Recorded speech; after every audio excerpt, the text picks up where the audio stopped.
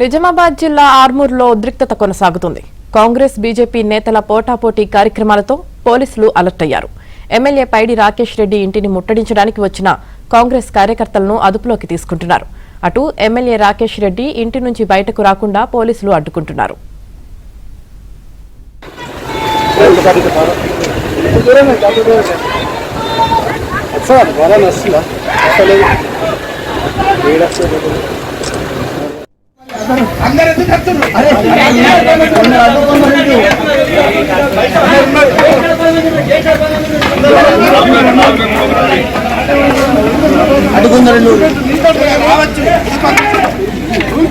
इससे पहले का जवाब आज मिलेगा. इससे पहले का जवाब आज मिलेगा. इससे पहले का जवाब आज मिलेगा.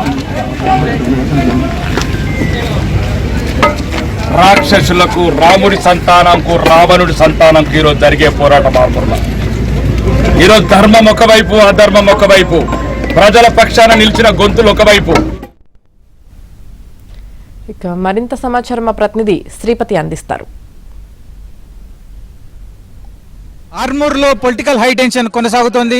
బీజేపీ ఎమ్మెల్యే పైడి రాకేష్ రెడ్డిపై కాంగ్రెస్ నాయకులు చేసిన ఆరోపణలు, విమర్శల నేపథ్యంలో ఇంట్లో అరెస్ట్ చేశారు. అంటే ఇప్పటికి కూడా హౌస్ అరెస్ట్ కొనసాగుతోంది. అయితే దీనికి సంబంధించి రాకేష్ రెడ్డి కూడా సంచలన వ్యాఖ్యలు చేస్తున్నారు. అసలు ఆయనపై వచ్చిన కాంగ్రెస్ నాయకులు చేసిన సవాలేంటి, రాకేష్ రెడ్డి ఎలా స్పందిస్తారు, మాట్లాడే ప్రయత్నం చేద్దాం. రాకేష్ రెడ్డి గారు, కాంగ్రెస్ నాయకులు మీపై ఎన్నికల హామీలకు సంబంధించి ఆరోపణలు చేశారు. అయితే దీనికి సంబంధించి మీరు కూడా సంచలనమైన కొన్ని కౌంటర్లు ఇచ్చారు.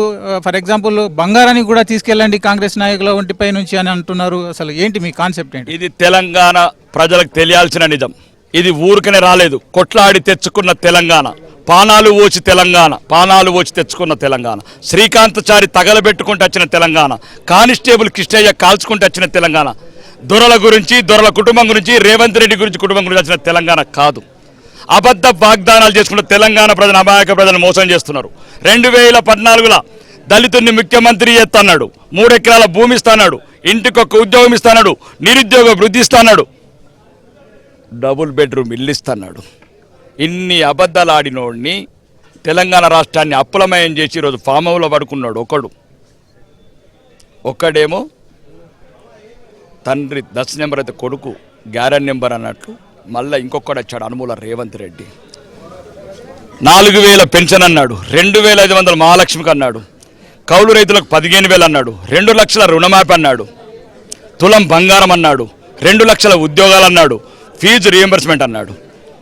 బిడ్డలకు ఫీజు రీఎంబర్స్మెంట్ ఇవ్వలే, 2 లక్షల బిడ్డలకు ఉద్యోగాలు ఇవ్వలేదు. ఎవరి గురించి వచ్చింది తెలంగాణ అంటున్నా, ఎవరు తెచ్చిండ్రు తెలంగాణ అంటున్నా. కాబట్టి ఇది రేవంత్ రెడ్డి కుటుంబం కాదు. భవిష్యత్తులో ఉన్న రాజకీయ నాయకులందరికీ గుణపాఠం కావాలా.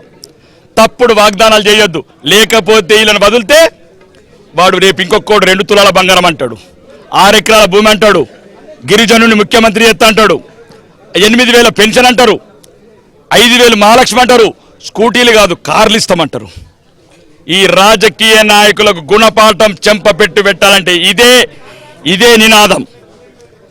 ఏంటి అసలు బంగారం తీసుకెళ్లాలంటున్నారు, ఇది ఒకటి అంటే కాంట్రవర్సీ. తీసుకెళ్ళండి అమ్మాయిలు, అమ్మ మీ నాన్నగా చెప్తున్నా, మీ అన్నగా చెప్తున్నా, కాంగ్రెస్ నాయకుడికి చెందిన ప్రతి షోరూమ్కి వెళ్ళండి, లోపలికి వెళ్ళండి, స్కూటీ తీసుకోండి, బిల్లు చేయించుకోండి, కొబ్బరికాయ స్వీట్ బాక్స్ నేను పంపిస్తా, ఆ బిల్లు నాకు పంపండి, ఆ బిల్లును రేవంత్ రెడ్డికి పంపుదాం.